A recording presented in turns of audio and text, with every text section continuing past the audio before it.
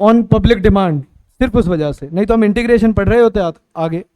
कितने लोगों को लगता है कि इंटीग्रेशन शुरू कर दें तो ठीक रहेगा? आई थिंक ये तो तुम लोगों ने कभी ये नोटिस किया है, ठीक है समझ गया मैं, तुम लोगों ने कभी नोटिस किया है क्या कि केबीसी में कोई फालतू का सा क्वेश्चन आता है, उसमें भी कोई ना कोई गलत आंसर दिए ही रखता है? देखा है क्या ऐसे? जैसे कोई क्वेश्चन आया कि कुछ भी, मतलब अभी सच में ये क्वेश्चन तो याद नहीं आ रहा, लेकिन ऐसे पूछ लेंगे कि किस कलर के नाम से किसी रेडियो का नाम है, और ऐसे रेड एफएम और 4-5 नाम दे दिए, और फिर ऐसे red green yellow blue 4 option दिए। पता चला ऑडियंस पोल में एक ऑप्शन ऐसा भी था जैसे ग्रीन था, ग्रीन नाम से कोई रेडियो का नहीं है, लेकिन तब भी उसे भी 5-10% लोग थे वहाँ पर बैठे हुए जो आंसर कर ही रहे थे। तो ऐसा ही तुम लोगों के साथ भी है। तो मैं ये सोच रहा हूँ कि बराबर पोलिंग हो गई है, मतलब आधे लोग, और मैंने कुछ देखा कुछ लोग तो दोनों तरफ भी थे। तुम लोगों को लग रहा होगा कि एक काम करता हूँ, दोनों तरफ ही हाथ उठा देता हूँ, जैसा भी होगा मुझे तो विनर जैसा ही फील होगा ना, कि देखा सर ने मेरी ही बात मानी।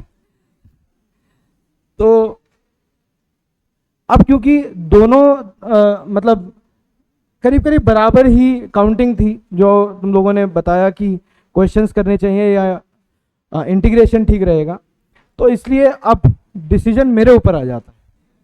मतलब मैं चाह तो नहीं रहा था, लेकिन फिर भी बड़ी मुश्किल के बाद अब हमें इंटीग्रेशन ही स्टार्ट करना पड़ेगा।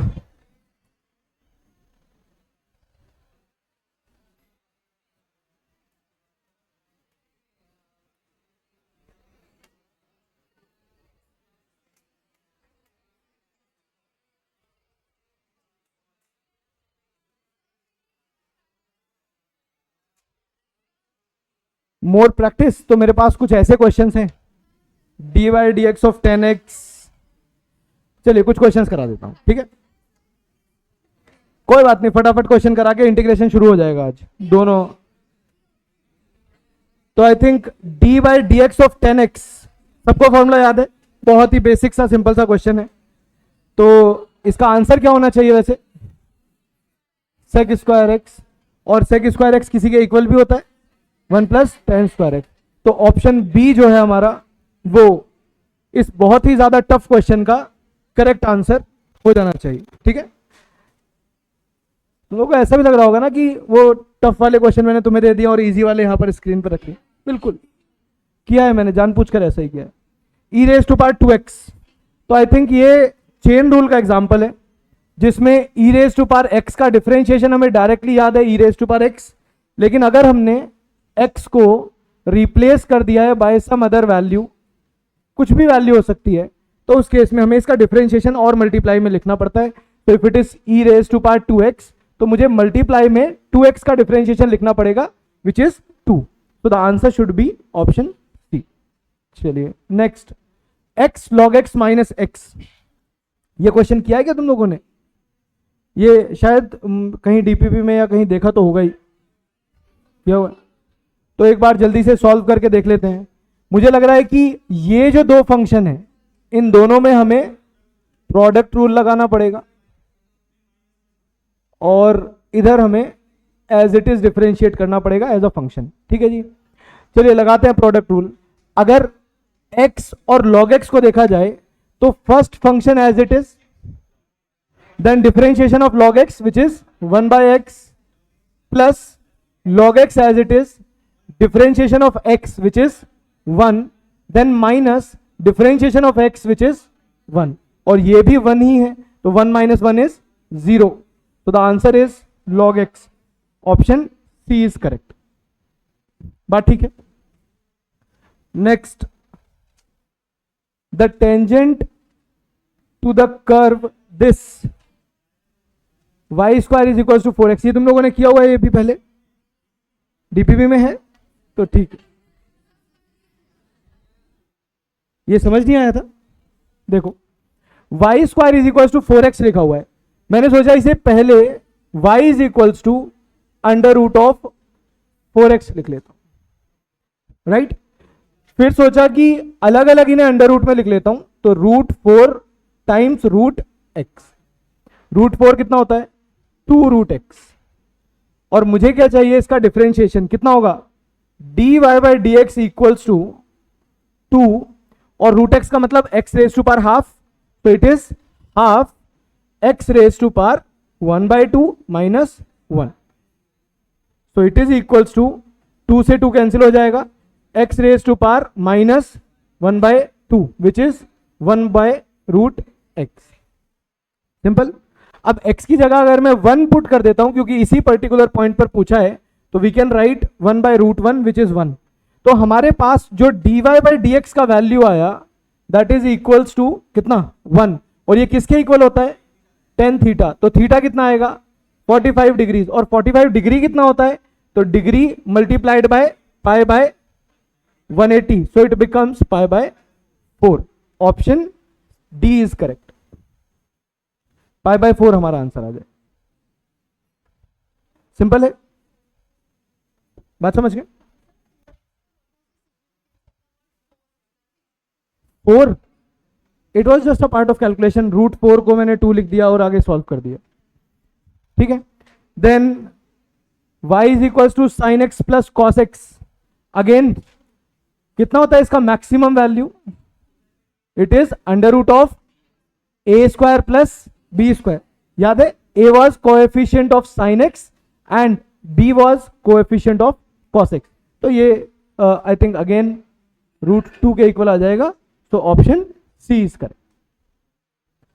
ठीक है, then log sine x easily कर सकते हो, x² साइन एक्स, ये सब किए हुए हैं ना डीपीपी में। ठीक है, देन टेंजेंट ये भी किया हुआ है। ऑल राइट, e⁻x, ये तुम सबने मुझसे अलग अलग बुला बुला के डाउट पूछा था, याद है मुझे। e⁻x sine x sine 2x², minimum value of this, ये भी किया हुआ है।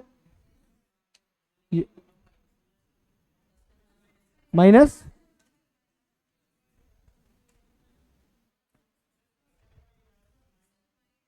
कोई बात नहीं, कोई बात नहीं, परेशान मत हो। बस इतने ही क्वेश्चंस हैं डिफरेंशिएशन के जो हम ऑलरेडी देख चुके हैं। तो अब हमारे मतलब तुम लोग कहोगे भी तो मेरे पास ऑप्शन नहीं है नया टॉपिक शुरू करने के अलावा। देखो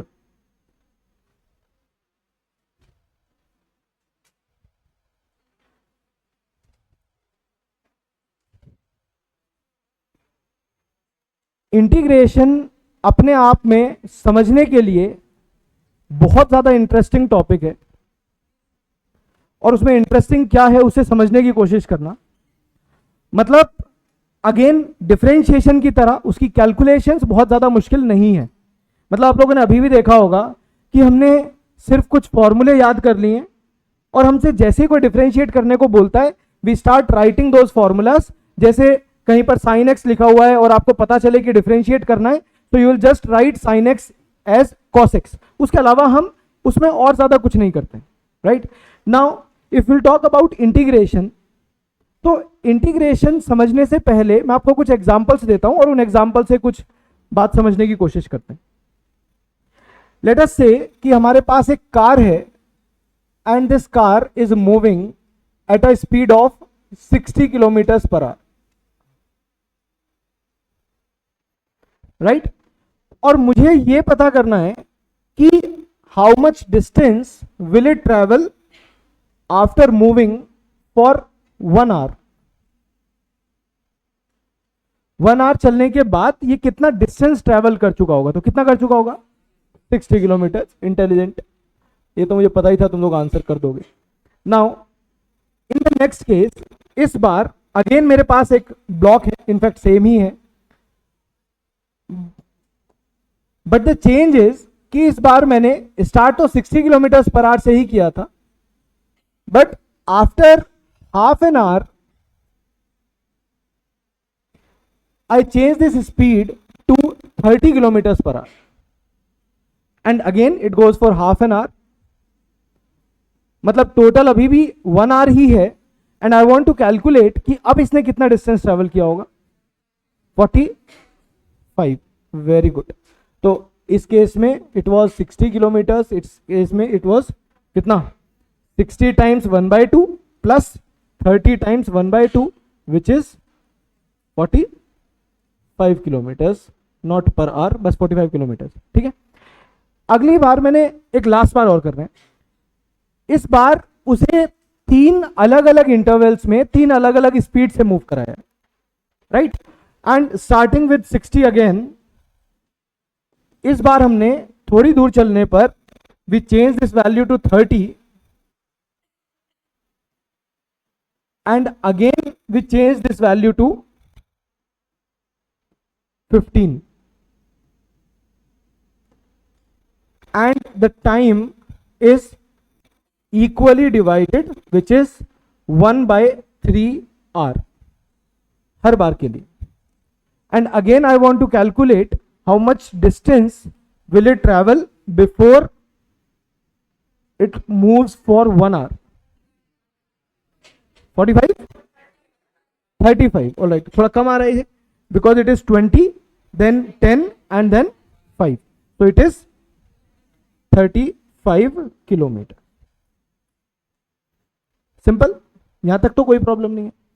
now let us suppose one last case जिसमें मैं यहां से कार को चलाना स्टार्ट करूंगा, right, this car will start moving at 60 kilometres per our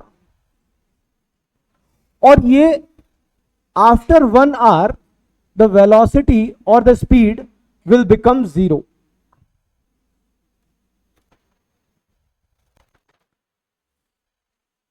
And with the same logic, जो लॉजिक हमने अभी लगाया था, क्या लॉजिक था कि हम हर बार स्पीड को टाइम में मल्टीप्लाई करते थे and we add those values और ऐड करके हमारे पास टोटल डिस्टेंस आ जाता। विद द सेम लॉजिक मैं यहां पर आपसे टोटल डिस्टेंस कैलकुलेट करवाना चाह रहा हूं। कितना होगा? 60 इंटू 1 प्लस 0 इंटू 1, ये 60 के बाद 59, 58, 57 ऐसे करके 0 हुई है। क्या बात है, बहुत बढ़िया। कह रहा है नहीं हो सकता है, घर चलने तो ठीक रहेगा।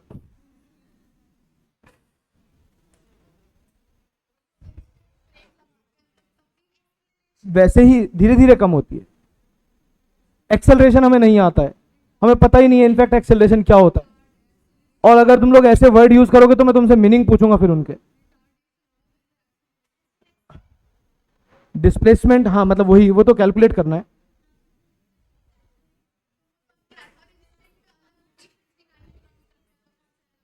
एग्जैक्टली आप अगर ध्यान से सोचो तो the problem that we are facing is कि अब हमें कहीं भी स्पीड कांस्टेंट नहीं नजर आ रही। अगर हमें किसी भी इंटरवल में कहीं पर भी let's say just for a second भी अगर स्पीड कांस्टेंट नजर आ जाती तो हमारे लिए कैलकुलेशंस आसान होती, because we already have found a way जिसमें हम डिस्टेंस कैलकुलेट कर सकते थे। इसमें सबसे बड़ी प्रॉब्लम मैंने इस केस के अंदर यह बना दी है that the value which can only be calculated when speed is constant can never be calculated in this case, because इसमें स्पीड हर एक पॉइंट पर बदलती जा रही। अगर वो हमेशा 60 से चल रहा है तो सिंपल है, 60 को 1 से मल्टीप्लाई करो, आंसर आ गया। चलो 2 पार्ट्स में करना पड़ रहा है तब भी सिंपल है, but what if it keeps on changing regularly, that is the main problem. अगर मैं ऐसे भी बोलता ना कि 60 किलोमीटर पर आवर से 1 मिनट के लिए चलता है, then it goes for 59 for 1 minute, then it goes for 58 for 1 minute, तो भी आप सॉल्व कर लेते। आपको लगता है कि सर कैलकुलेशन थोड़ी ज्यादा करनी पड़ेगी, हम फाइनल आंसर नहीं भी कैलकुलेट करेंगे, लेकिन at least on a sheet of paper we will be able to write that displacement और distance is equals to the speed multiplied by that time interval जिसमें वो वैल्यू कांस्टेंट है। और हमें इस प्रॉब्लम का सॉल्यूशन ढूंढना है, and of course not using like equations related to acceleration and all, because वो सब इक्वेशंस इंटीग्रेशन से बनी है। तो we are in a phase जहां पर अभी वो इक्वेशंस बनी नहीं है, ऐसा मान के चलना। और ये सब, ये जो पूरा कैलकुलस है, ये किसने बताया है, किसने डेराइव किया है? कौन? न्यूटन। आप जितने भी ऐसे लॉज देखेंगे जिनमें बहुत ज्यादा एक्सपेरिमेंटेशन की जरूरत नहीं थी, वो सब न्यूटन ने किए हैं। बिकॉज वो उस टाइम के हैं जब एक्सपेरिमेंट करने की उतनी पॉसिबिलिटीज ही नहीं थी, ना पॉसिबिलिटीज थी और ना ही उतने इक्विपमेंट्स थे। तो ये जितनी भी चीजें हैं, आप देखोगे कि ये सब चीजें वो हैं जो ऑन पेपर बस सोची जा सकती हैं। और यहां जो आपको आइडिया मिलेगा, ये भी बड़ा स्ट्रॉन्ग आइडिया। अच्छा, किसी ने कभी इस क्वेश्चन को, अभी मैं यहीं पर छोड़ रहा हूं, विल आंसर दिस, मैं एक और क्वेश्चन बनाता हूं so that you can relate कि वहां पर भी हमें यही सेम प्रॉब्लम आ रही है। लेट अस से कि मेरे पास एक ग्राफ है और वो ग्राफ कुछ ऐसा नजर आता है। तो we have different values of y at different values of x, मतलब ये ग्राफ किसी ना किसी फंक्शन का ग्राफ रहा होगा।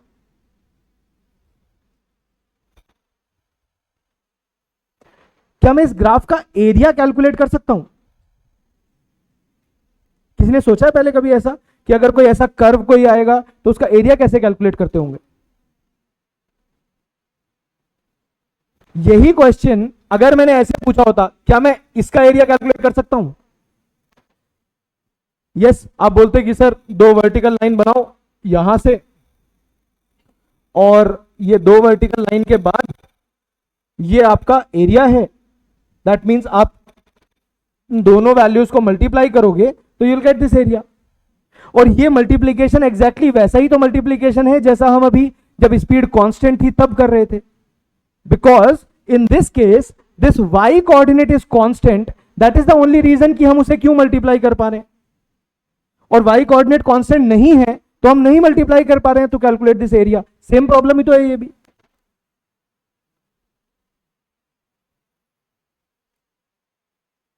बात समझ पा रहे हो? अच्छा, मुझे जो इसका सॉल्यूशन नजर आता है, पहले मैं एरिया वाले का सॉल्यूशन बताता हूं। मुझे जो इसका सॉल्यूशन नजर आता है दैट इज कि आप यहां से लेकर यहां तक एरिया कैलकुलेट करना चाह रहे हैं, राइट? यहां तक the only solution that I see is कि आप इस एरिया को बहुत सारे बहुत छोटे छोटे से रेक्टेंगल्स में ब्रेक कर दो, and those rectangles should be small enough कि यहां पर जो आपको ये डिफरेंस नजर आ रहा है, अभी आ रहा है बिकॉज ये वाला पॉइंट थोड़ा नीचे है और ये वाला पॉइंट थोड़ा ऊपर है, तो ये रेक्टेंगल तो नहीं है। रेक्टेंगल के लिए तो ये हॉरिजॉन्टल लाइन होनी चाहिए थी ना। Now to make this line horizontal, मैं ये आगे वाली लाइन को और थोड़ा सा क्लोज ले आता हूं पीछे वाली, और तब तक क्लोज लाता रहूंगा till these lines seems to be horizontal. और कभी ना कभी ऐसा जरूर हो जाएगा। कब हो जाएगा? जब आप पहले वाली वैल्यू को लेट से किसी कोऑर्डिनेट से डिफाइन कर देते हैं कि दिस इज a,0, तो अगर आप नेक्स्ट वाली लाइन को एक ऐसे कोऑर्डिनेट के ऊपर रखते हैं a plus,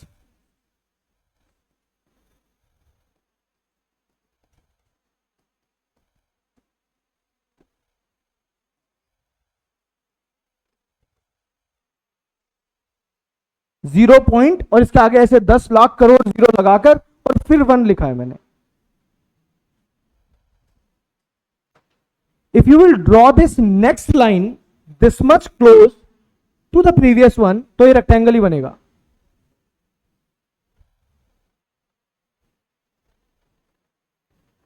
and that is the only solution that we can C.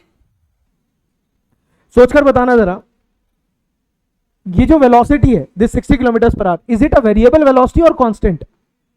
Variable. अब मैं दोबारा सोचने के लिए बोलूंगा कि रख दो, अब मैं दोबारा सोचने के लिए बोलूंगा कि you started with 60 kilometre per hour, और आप मुझे बताना जरा कि starting from t is equal to zero, t is equal to zero मतलब जहां से इसने चलना शुरू किया, एंड 0.000 के बाद 1, इतने टाइम में ये स्पीड कांस्टेंट है या वेरिएबल है? Constant. This is the only logic जो न्यूटन ने बताया है to deal with variables. The same way how we can deal with constants, because constant से डील करना बहुत आसान है. और ये जो आपने अभी यहां पर किया है, ये एक इतना सिंपल टास्क है. सोचकर देखो, when you go to a shopkeeper और आपको अगर एक ही चीज खरीदनी है, तो आप उसी चीज का जो रेट होगा, रेट मींस जो भी पर केजी या पर लीटर जैसे भी वो चीज मिल रही है, मल्टीप्लाइड बाय जितना अमाउंट आपको चाहिए, दोनों को आप मल्टीप्लाई कर देते हो, तो आपके पास टोटल रुपीज निकल के आ जाता. For example, if something is 50 rupees per KG और मुझे वो 4 किलो चाहिए, तो मैंने 50 को 4 से मल्टीप्लाई कर दिया, सीधा 200 आ गया. That is what you have done in the first case. लेकिन अगर आपको लेट्स से 2 या 2 से ज्यादा चीजें खरीदनी है, तो उस केस में आपको हर किसी के इंडिविजुअल अमाउंट को हर किसी के इंडिविजुअल रेट से मल्टीप्लाई करना पड़ेगा, and then you will get the total amount. और वो इतना इजी सिर्फ इसीलिए है because the rate is constant, right. और वही चीज यहां पर भी है, लेकिन यहां पर प्रॉब्लमैटिक. क्या मैं इस टाइम को t लिखने की बजाय dt लिख दूं तो ठीक रहेगा? Because we have already defined dt which is a very small value of time, and same goes with dx और dy. तो इसका मतलब यहां पर dt लिख सकता हूं, और इस एग्जाम्पल में भी मैं इसे a प्लस dx लिख सकता हूं, बिकॉज उस a कोऑर्डिनेट में आपने थोड़ा सा और x का वैल्यू इंक्रीज कर दिया. यहां तक बात ठीक है?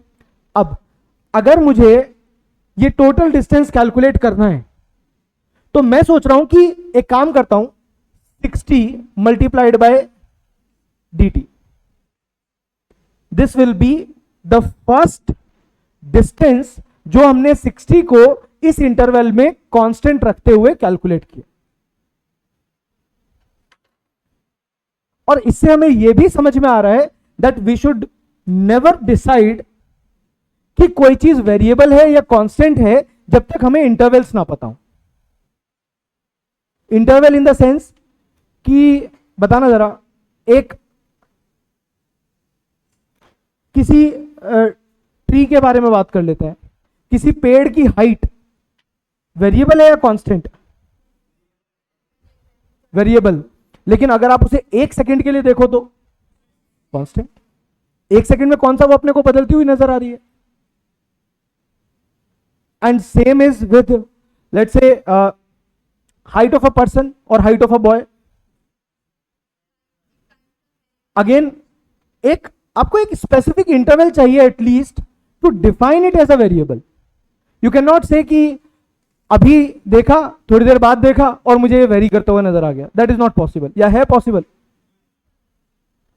मतलब ऐसे रिलेटिव्स कई बार आके बोलते हैं कि अरे ये तो देखते ही देखते बड़ा हो गया. वो वेरिएबल और कांस्टेंट की डेफिनेशन ठीक नहीं है.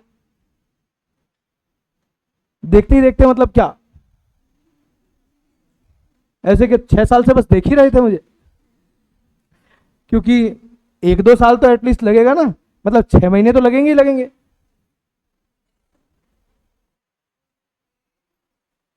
So the final answer is that even if you see something as a variable or as a constant, तब भी आपको एक बार उसके इंटरवल्स रीचेक कर लेने चाहिए. जैसे कि मैं यहां पर वेलोसिटी के इंटरवल्स रीचेक कर रहा हूं. नाउ प्लस आई थिंक अब ये 60 से थोड़ी कम वैल्यू हो चुकी होगी, मे बी लाइक 59.999 ऐसे करके कुछ हो गई होगी. And then again I can multiply this with dt. Then again we'll have a value like 59.999 ऐसे करके हो सकता है इस बार 8 आ जाए. Then again you will multiply this with dt and so on. But the problem with this method that we see is of addition. आपने देखा कि यहां पर भी you are having 3 equal intervals, तो आपको 3 बार वैल्यूज को ऐड करना पड़ा. पहले आपने इसके लिए कैलकुलेट किया, जो भी अमाउंट आया, then you calculated it for the next part, जो अमाउंट आया, then again you calculated this for the next part, तीनों को ऐड किया, that was the final value. तो अगर उस पूरे इंटरवल को 1/3 करने पर 3 टर्म्स बन रही थी, तो अगर मैं उसे इतने छोटे इंटरवल्स में डिवाइड करूंगा तो हमारे पास हो सकता है 10 लाख करोड़ से भी ज्यादा टर्म्स बन जाए, because the time that you are taking for a single term is of this order. इतना कम टाइम ले रहे हैं हम. तो इतना कम टाइम का मतलब हर बार अगर मुझे 1 घंटा कवर करना है और मैं हर बार सिर्फ इतना ही टाइम लूंगा, तो ऑब्वियसली हमें बहुत ज्यादा टर्म्स लगेंगी इसे पूरे को ऐड करने के लिए. और जब ये सारी टर्म्स ऐड हो जाएंगी, the method will be called as integration. तो इट इज इंटीग्रेशन जिसके थ्रू हम ये सब ऐड करते हैं. होता कैसे है वो बात की बात है, लेकिन कर क्या रहे हैं ये हमें पता होना चाहिए.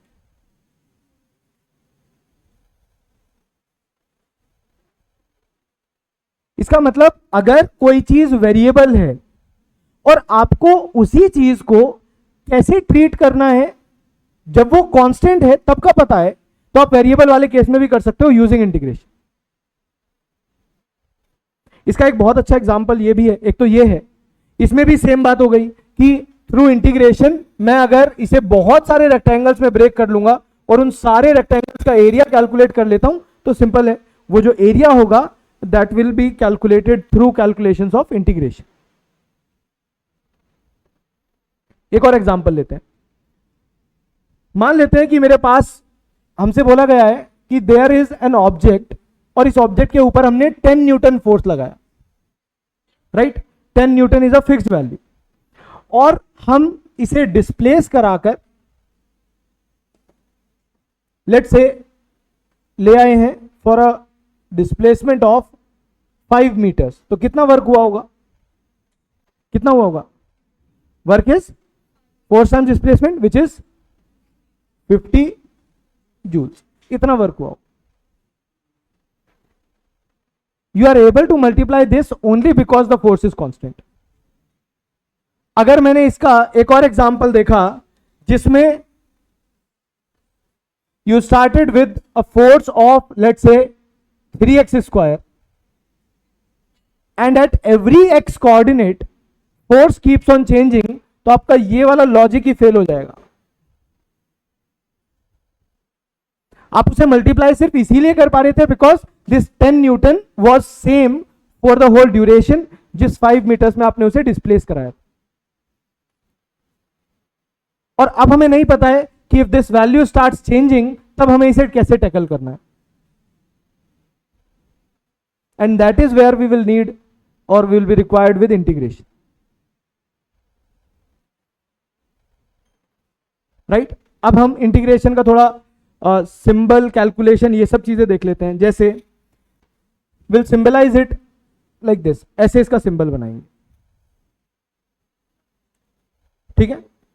इसके बाद कहां से शुरू करना है और कहां तक चीजों को ऐड करना है वो हम लिमिट्स में लिखेंगे. And this is called lower limit. Lower limit मतलब कहां से शुरू करना है. And this is called upper limit. Upper limit मतलब kind of the maximum input जहां तक आपको उसे ऐड करना, right. Then you will write the function जिसके अकॉर्डिंग वो वैल्यू चेंज हो रही है, right. Then you will multiply the interval जिसमें आप उसे कांस्टेंट की तरह ट्रीट करना चाह रहे हो. And this is complete symbol of integration. For example अगर मैं वेलोसिटी वाले केस के लिए लिखता हूं तो I should write the value of time to be 0 to 1 hour. और वहां पर क्या चीज है जो चेंज हो रही थी? Velocity. So we should write v. और वो किसके रेस्पेक्ट में हम उसे कांस्टेंट की तरह ट्रीट कर रहे थे? For an interval of dt. dt interval में तो हम उसे कांस्टेंट की तरह ट्रीट करते जा रहे थे. So when you will calculate this value, यही अपने आप में वो डिस्प्लेसमेंट होगा जिसके बारे में हम अभी बात कर रहे थे. कैसे कैलकुलेट करेंगे उसे छोड़ दो, लेकिन अगर कहीं पर ये लिखा हुआ है तो हमें उससे क्या समझना है वो अभी हम देख रहे हैं। राइट, जैसे कि अगर मैं वर्क वाले एग्जांपल में यहां पर लिखना चाहूं तो मैं क्या लिखूंगा, let's say we started from x is equals to 0 and we are going to x is equals to 5। तो जब मैं इसे इंटीग्रेशन में लिखूंगा तो I will write work is equals to integration, because I want to add every value. और क्या चीज चेंज हो रही है, फोर्स, और किसके रेस्पेक्ट में हम उसे कांस्टेंट की तरह ट्रीट कर रहे हैं, small displacement. And limits will be from 0 to 5। Yes, बिल्कुल ठीक बात, ठीक है। एक चीज का हमेशा ध्यान रखना है कि ये जो एलिमेंट है, ये इसे हम एलिमेंट बोलते हैं, element because this is one of the smallest element ही बोलेंगे उसे, बिकॉज ये देखने में पता चल रहा है कि बदल रहा है, लेकिन अगर मैं इतने डिस्टेंस के लिए देख रहा हूं तो सेम नजर आ। बताना जरा, at x is equals to 3 कितना फोर्स है, अरे बोलो 27। और बताना x इज इक्वल्स टू 3.000, ऐसे बहुत सारी जीरो है, 1, अब कितना होगा, again 27। That is what I am trying to use here. क्योंकि हमने उसे सिर्फ dx चेंज किया है तो फोर्स की वैल्यू में कोई चेंज ही नहीं आया। बात क्लियर है, समझ पा रहे हैं? So this is how we will represent an integration. बहुत ज्यादा सिंपल है इसकी कैलकुलेशन, कैलकुलेशन में ज्यादा चिंता करने की जरूरत नहीं है। इनफैक्ट आधी कैलकुलेशन तुम ऑलरेडी कर चुके हो, तुम्हें पता नहीं है। बात समझ गए यहां तक? चलिए अब देखें इसे सॉल्व कैसे करते हैं। अभी तक हमने सिर्फ इसका मीनिंग समझने की कोशिश की, ठीक है। अब इसे सॉल्व कैसे करते हैं वो देख लेते हैं। First is, it is reverse of differentiation. Reverse of differentiation का मतलब है कि आपने जितने डिफरेंशिएशन के फॉर्मूले याद किए हैं वो आपको दोबारा से काम आने वाले।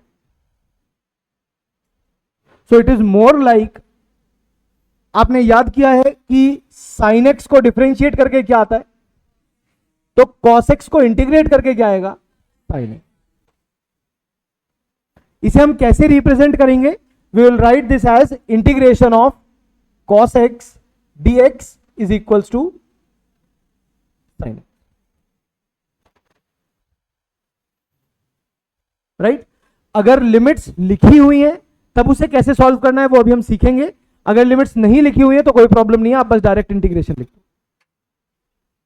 ये मत पूछना कि ये dx कहां चला गया। अगर तुम पूछोगे कि ये dx कहां चला गया है तो फिर मैं ऐसा एग्जांपल लिखूंगा, 4 times 3 is 12। अब बताओ ये साइन कहां चला गया।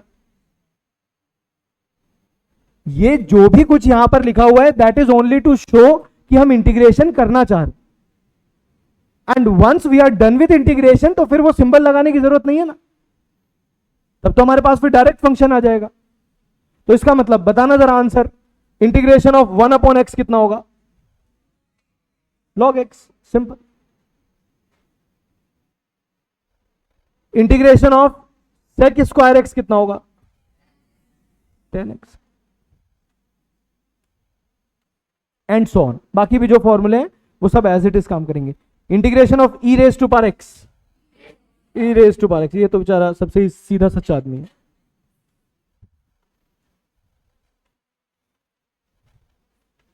बात समझ गए, क्लियर है? कोई दिक्कत इसमें? रिवर्स ऑफ डिफरेंशिएशन सिंपल एकदम। चलिए, एक हमारे पास फॉर्मूला डिफरेंशिएशन में कुछ ऐसा था, y is equal to x raise to power n को हम डिफरेंशिएट करते थे और कितना आता था। अब क्योंकि इंटीग्रेशन डिफरेंशिएशन का रिवर्स प्रोसेस है तो मुझे एक ऐसा फॉर्मूला बनाना पड़ेगा जो मैं इस फंक्शन से यहां पर पहुंच जाऊं, राइट। और उसके लिए मैंने सोचा है कि अगर मैं इसे ऐसे लिख देता हूं, ध्यान से देखना, integration of x raise to power n dx, यही तो सीखना है, इज इक्वल्स टू, ये हो जाएगा x raise to power n plus one upon n plus one. Power में वन ऐड करना है और पावर को नीचे लिखना है। अब ये थोड़ा अजीब सा लग रहा होगा देखने में, लेकिन जब आप अभी रिवर्स प्रोसेस करके देखोगे तो यही आएगा इसका वैल्यू। कैसे बताना जरा, इसमें ऐसा क्या करूं कि ये बन जाए? तो आप बोलोगे सर सबसे पहले तो पावर में वन ऐड कर दो, क्योंकि पावर मुझे n चाहिए, तो पावर में वन ऐड करोगे, और उसके बाद फिर आपको मल्टीप्लाई में n नहीं चाहिए, तो फिर जो भी कुछ पावर आएगी आप बोलोगे सर उस पावर से डिवाइड कर दो, तो दैट वो n कैंसिल आउट हो जाए, और कैंसिल होने के बाद वापस यही फंक्शन बने। राइट? तो to write it in a simpler way हमने इसे अलग से लिख दिया। जैसे कि अगर मैं आपसे बोलूं कि बताओ जरा integration of x square dx कितना होगा, कितना होगा? X raise to power 2 plus 1 upon 2 plus 1, simple, power में वन ऐड किया और नीचे लिख दिया, and answer is x cube by 3। बताओ जरा integration of 1 upon x cube कितना होगा? तो आप बोलोगे सर पहले इसे हम स्टैंडर्ड फॉर्म में कन्वर्ट कर लेते हैं और फिर इंटीग्रेशन करेंगे। कितना होगा? Integration of X raise to power -3 dx is equals to कितना? X raise to power -3 plus 1 upon -3 plus, और थोड़ा बहुत कैलकुलेट भी कर सकते हैं, इट विल बी -2, तो -1/2 एक्स रेज टू पावर -2 और -1/2 एक्स स्क्वायर, ऐसे लिख सकते। बात समझ पा रहे हो? कोई प्रॉब्लम इसमें, कोई डाउट? एक प्रॉब्लम है इसमें, वो ये है कि you can not use rules of differentiation. कोई product rule, chain rule, division rule कुछ भी यूज नहीं करना जब तक हम उन्हें इंटीग्रेशन में अलग से ना पढ़ लें, और इंटीग्रेशन में है नहीं वो रूल्स, एक दो चीजें हैं बस, वही पढ़नी है अपने। ये पहले वाली चीज समझ में आ गई है कि अगर मेरे पास कहीं पर लिखा हुआ है, लेट्स से ऐसे लिखा हुआ है integration of x square plus cos x dx, तो क्या होगा इसका इंटीग्रेशन? आप बोलोगे सर इसे अलग से इंटीग्रेट कर लेंगे और इसे अलग से कर लेंगे, तो क्या बनेगा? X cube by 3 plus cos x का कितना? Sign x.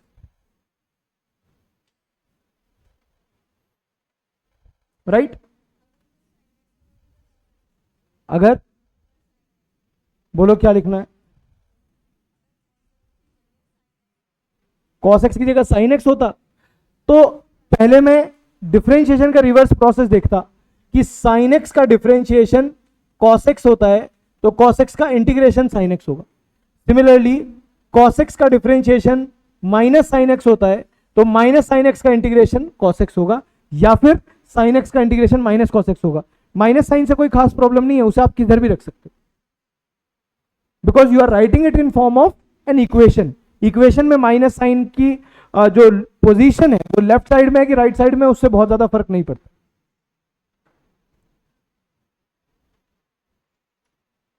Right? The only thing is कि आपको डिफरेंशिएशन के फॉर्मूले अच्छे से याद होने चाहिए इसे समझने के लिए।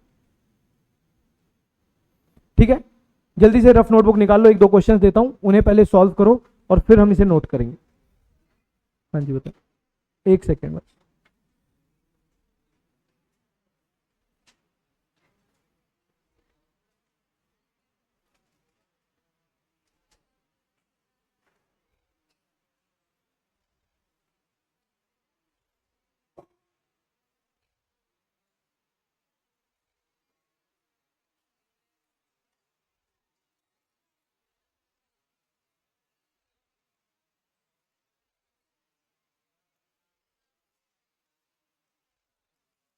जल्दी से सॉल्व करो जरा, क्या आंसर आएगा?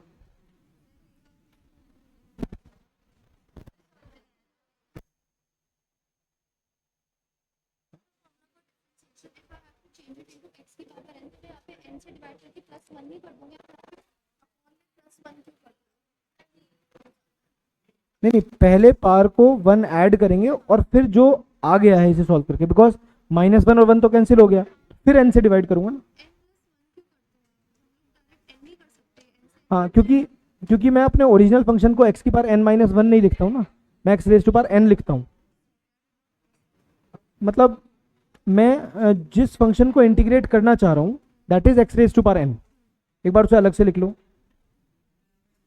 तो अगर मैं इसे इंटीग्रेट करना चाह रहा हूं दैट इज डिफरेंट, और अगर मैं नीचे लिखो nxn-1, अगर मैं इसे इंटीग्रेट करना चाह रहा हूं तो दैट इज डिफरेंट। ये दोनों, हाँ इसे करना है ना, हाँ तो इसमें रूल्स लगाओ, वही n x n-1 plus 1 upon n। हाँ तो अब ये सब कैंसिल आउट हो गया। अब इसमें अगर मैं यही रूल लगाऊंगा तो क्या बनेगा, x raise to power n+1 upon n+1 d. सब लोगों का आंसर आ गया क्या? क्या बात है, इंटेलिजेंस एट इट्स पीक। कितना, x रेज टू पावर 5 है plus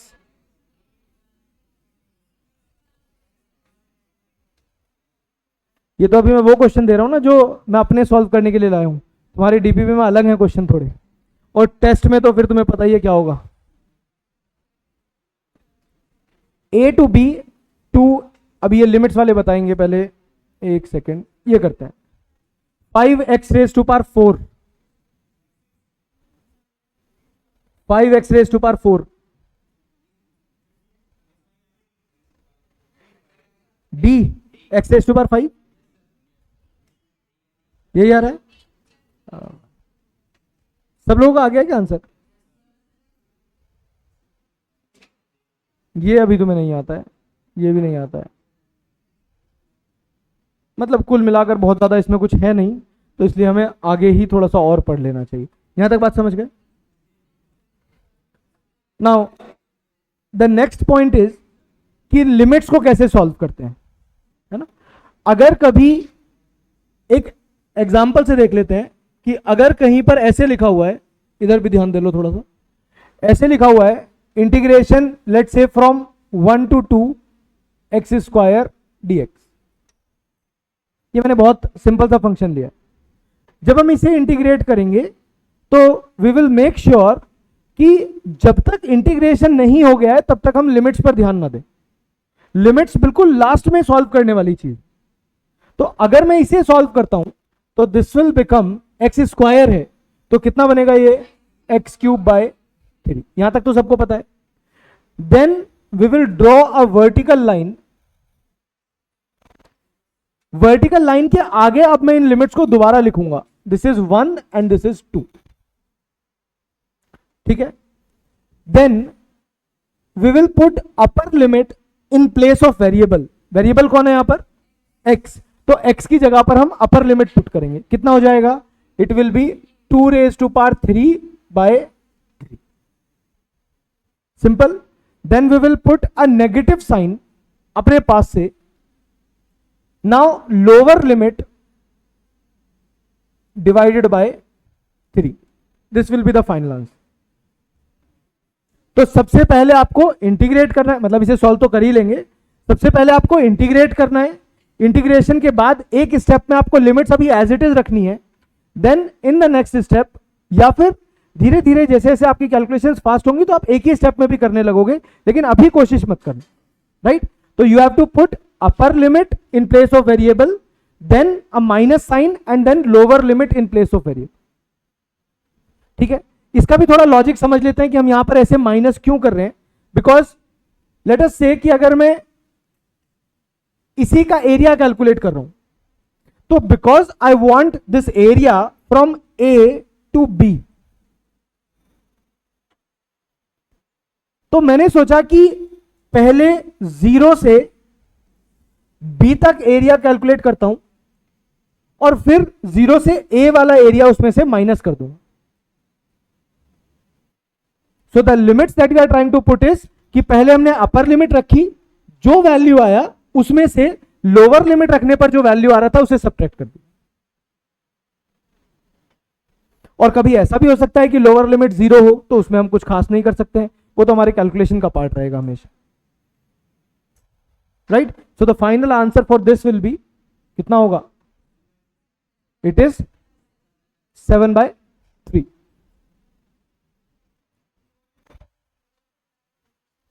lower limit,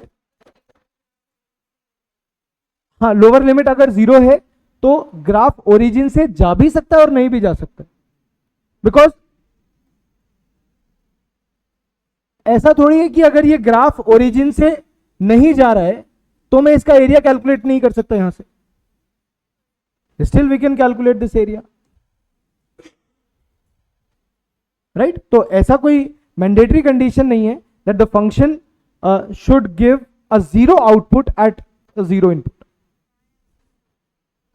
y axis पर it will cross y axis at x is equal to 0 for sure, वो तो होता ही है। बात समझ पा रहे हो, क्लियर है यहां तक। अब जल्दी से बताना मुझे कि इस क्वेश्चन का क्या आंसर आएगा।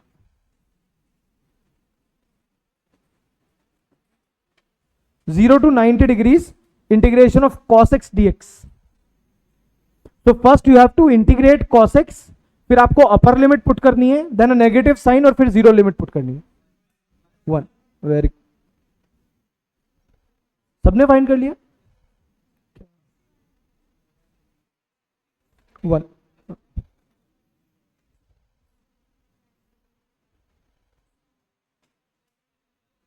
क्या ये भी कैलकुलेट करके बता सकते हो, मतलब अगर कर पाओ कर दोगे, वैसे मुझे पूरा यकीन है। हाँ जी, कितना आएगा, ध्यान से सोच कर करना। 0, तुमने लोअर लिमिट रखी नहीं है, cos 0 1 होता है, हर एक स्टेप को फॉलो करके चलना है। तो this is perfect, like integration is sine x, 0 से 90 डिग्रीज रखेंगे, it will become sine 90 minus sine 0 which is 1 minus 0, so the answer is 1। ये तो ठीक है। सेकेंड केस में क्या आ रहा है, -1,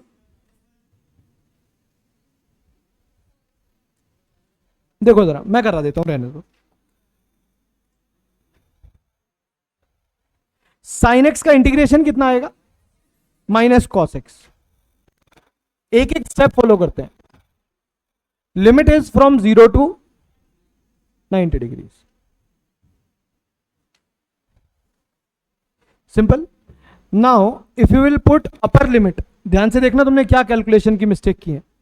if you will put upper limit तो कितना आएगा, it is minus cos 90 which is upper limit, then a negative sign and then lower limit कितना, माइनस cos 0। इस तरीके से रखना पड़ेगा ना,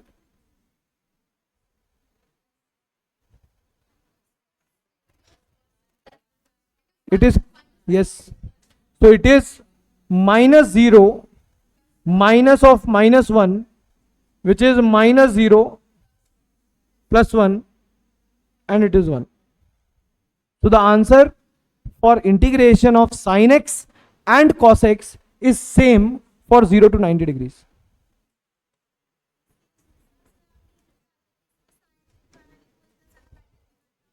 क्या कर दिया, ये कब बोल दिया मैंने,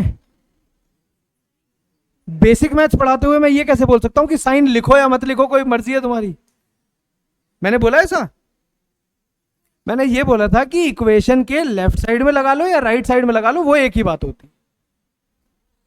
ये क्या समझ लिया तुमने, मतलब मैंने ऐसे बोला था कि अगर y इज इक्वल टू -2 लिखा हुआ है, तो अगर आप इसे -y इज इक्वल टू 2 भी लिख देते हो तो वो एक ही बात। अपनी मर्जी से हटा देते हो, ये एक बात नहीं है, ये तो गड़बड़ है।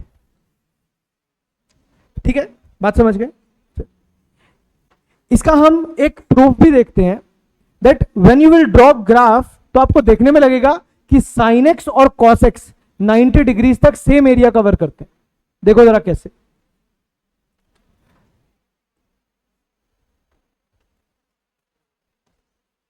ये साइन एक्स का ग्राफ है, राइट और साइन 91 होता है which is the maximum value. तो आपको ऐसे मान के चलना है जैसे 90 डिग्रीज। आपको लगेगा कि सर फिर नीचे इन्होंने ऐसे दिखा क्यों नहीं रखा है कि ये 90 डिग्रीज है? The reason is because they have taken values in radian. बता सकते हो क्या कि डिग्रीज 90 डिग्रीज रेडियन में कितना होगा? Pi by 2 and the value of pi is 3.14 by 2। 3.14 by 2 is I think 1.57. तो दिस वैल्यू इज एग्जैक्टली 1.57, जहां पर आपको ये मैक्सिमम वैल्यू नजर आ रही। तो अगर आपको इतने पोर्शन का इससे पीछे वाले पोर्शन का अगर आपको एरिया कैलकुलेट करना है, ये वाला, तो this area is 1 unit. 1 unit जो हमने अभी कैलकुलेट किया था। तुम लोगों को कोई जबरदस्ती बुला के लाता है क्या यहां पे?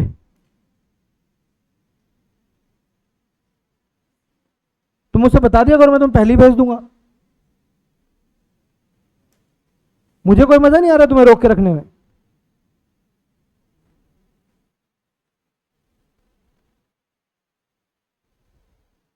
और उससे अच्छा तो यह है कि उधर ट्रांसफर करा लो, 1:30 बजे छुट्टी हो जाती है, अपना घर पहुंचो आराम से, सो।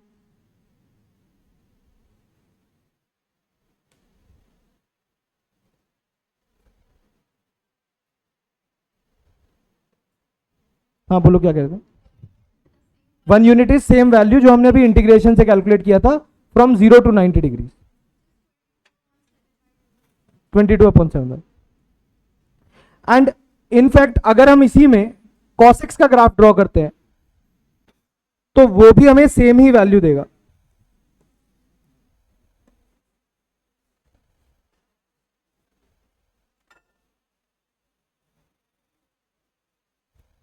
अगर आप ध्यान से देखोगे तो 90 डिग्रीज तक, क्योंकि cos 90 कितना होता है? 0। तो cos 90 0 मतलब यहां पर 90 डिग्रीज एग्जैक्ट आ रहा है।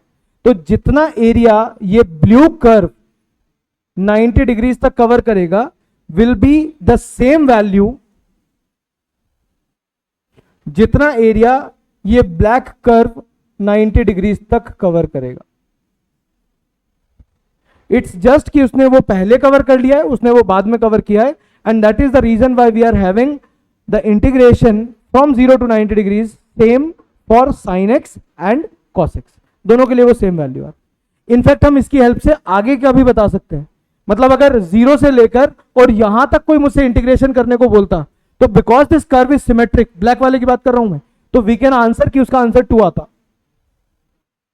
बिकॉज वो पहले वाला पोर्शन 1 है और आगे वाला भी 1 है। ठीक है, चलो यहीं तक रखते हैं, कल कंटिन्यू करेंगे।